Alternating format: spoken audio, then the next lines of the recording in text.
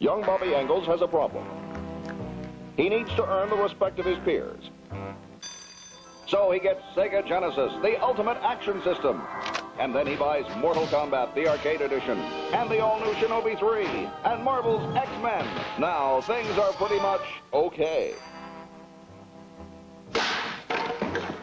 I said chocolate chip. Say it. Say it. Wiggity wiggity woo. Welcome back to the channel, you guys. You know what we're here for. We're checking out this guy. My childhood console, not this one. It is super clean. Look at this thing. Barely any scratches. I picked it up at Portland Retro Gaming Expo this year. Double Jump Video Games. They got a YouTube channel. You guys should go check it out. Full of good content. And it came with this box. It didn't have the game in it, which is totally fine with me. At some point, I think somebody paid $6. I don't know if they paid that for the console or what, but yeah, a lot of cool things on here. What I like the most, more than the box, is it came with the original like posters and the instruction manual, which I don't really need the instruction manual, but it also comes. There was just some extra paperwork in here for like a Game Gear, so that was cool. Here's a small look at the Game Gear poster. That's on one side. You flip it around, and the Genesis and the Sega CD are on this side as well. That's pretty cool. Might have to make a video on finding some of these games and playing them. Let me pull open another poster. I haven't looked at these posters, but we got this cool Eternal Champions poster in here. You flip it around, you got a few of all the consoles down there, the Game Gear, the Genesis. I don't know if Double Jump like just put these in there or what, like if this originally came in the console. I don't know. I mean, I would imagine, because back in the 90s the internet wasn't really around, so it was this, magazines, and TV to advertise your stuff. We got one more. Let's take a quick look at it. This one has Batman Returns on it. This is super cool.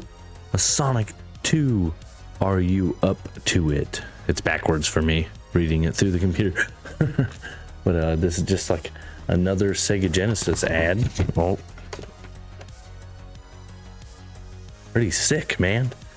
Oh, it says Game Gear down there, but Genesis is on the backside. Wonder if I should get these like framed and hang them up. That'd be kind of cool. I just thought that'd be a cool little feature to show you guys that I have. Got this box with all these posters and everything. All right, for those of you that don't know, I just did a Super Nintendo video. It's up here in the corner. You can click on it and go watch it. And in this video, we're going to be going through, is the Sega Genesis worth collecting for in 2024? Some of the history of the Genesis, just a little bit. Not going to go super in depth. If you guys want to know more, let me know. The best games on the console, my history with it, and how much it costs today to get it, and why I think it might be the best console of all time. I'm just kidding. All right, the history. It first released in North America in 1989. That's 2 years before the Super Nintendo. This has a predecessor to it, the Sega Master System, which when you look at those the boxes for those consoles, just garbage. The consoles that this is going to be competing with, obviously the Super Nintendo, the TurboGrafx 16, and the Neo Geo are all consoles out at that same time. Obviously the Super Nintendo is the primary competitor. The Genesis was no slouch. It sold 30.75 million units around the world. That is pretty cool.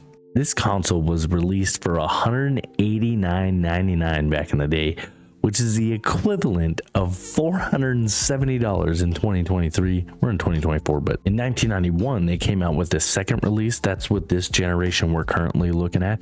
This is the Gen 2, and it released with the Sonic bundle, and they made it cheaper. They made it $149, which helped it beat the Super Nintendo in sales in North America, according to AI. I'm gonna leave that in there. So some of the history, the Genesis is one of the consoles that it's the edgier one in the 90s. It reminds me of the original Xbox. I feel like took some of what the Genesis was doing.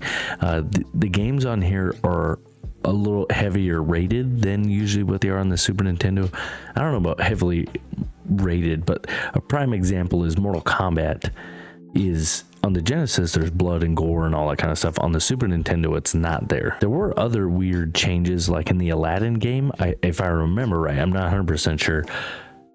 But in the Genesis version, which I know this is true, you have a sword. What I don't know is true or not is on the Super Nintendo, you don't have that sword. You can't hit. You just got to platform and jump over bad guys and stuff like that. I like the sword a lot more. I need to buy the Genesis or the Super Nintendo Aladdin and test it out. All right, my history with this console goes very deep. This is the first console my family ever had, and I played Lion King like crazy on it, and I can never get past maybe like the third level. Oh man, even today I probably couldn't beat it. I might have to get that game and try it, see what I could do as an adult. I played a lot of the X-Men. I think it was the second one, the Attack of the Clones, or I think that's the name of it. I don't remember which one I had anyways. I have one of them currently. I don't remember playing that one. There's a certain snow level I remember on the X-Men that I used to play. I was probably 5 or 6 when I was playing this. I was playing Beavis and Butthead. I had an older brother, so, 6 years apart, he was able to play those types of games when I wasn't. I mean, Beavis and Butthead, he was still like, he was like 11 or 12. I don't know. I don't know what that game's rated. T for teen, probably. So I have a lot of nostalgia for this console.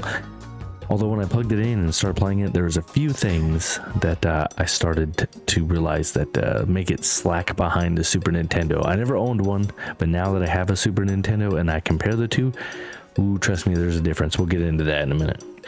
And if you're liking this video, make sure to hit the thumbs up down there and subscribe so you don't miss more videos like this.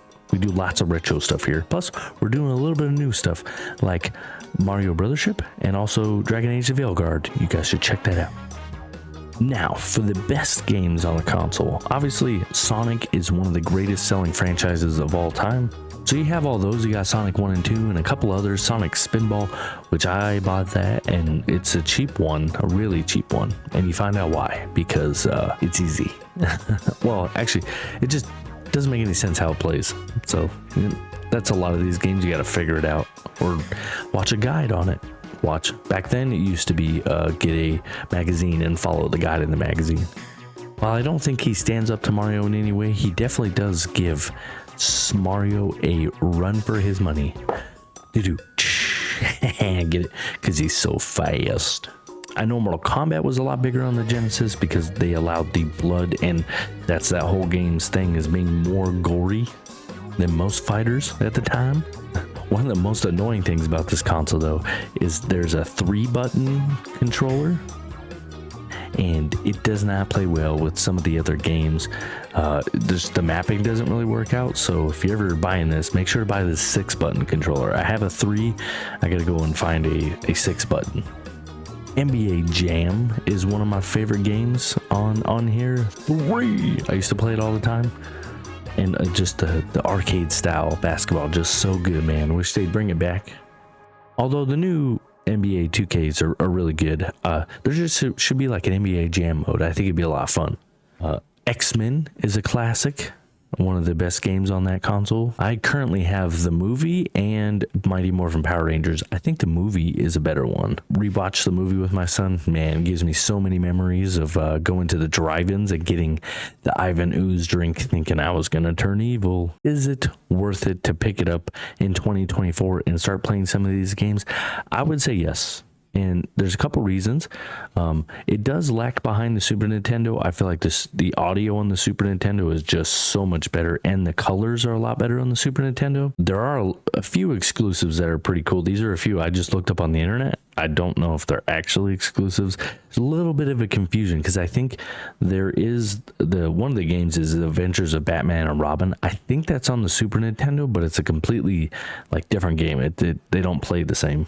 And then there's the Lost World Jurassic Park, just to name a couple. So that could be one of the reasons to get this over a Super Nintendo, is because there's some exclusives. Just like Super Nintendo, they have some exclusives too. For me, this console's just nostalgic, man. It brings back a lot of memories, and this console was always the cheaper one. It is now. That's another little bonus, is a lot of the games are usually cheaper on the Genesis, because it's not that they play worse. The audio and the visuals just aren't quite as good as the Super Nintendo, in my opinion, from what I've seen. I haven't compared games like side by side. Should be something I check out soon. But I just can't beat the nostalgia, man. Love turning this thing on and you hear Sega. Man, just good stuff. Well, that's what I have for you in today's video. We got a little bit of gameplay of a Power Rangers game. You guys stick around and watch it, okay? Do it. Now, I didn't capture the software with a capture card, so it's just playing on my TV, all right? Peace out, guys.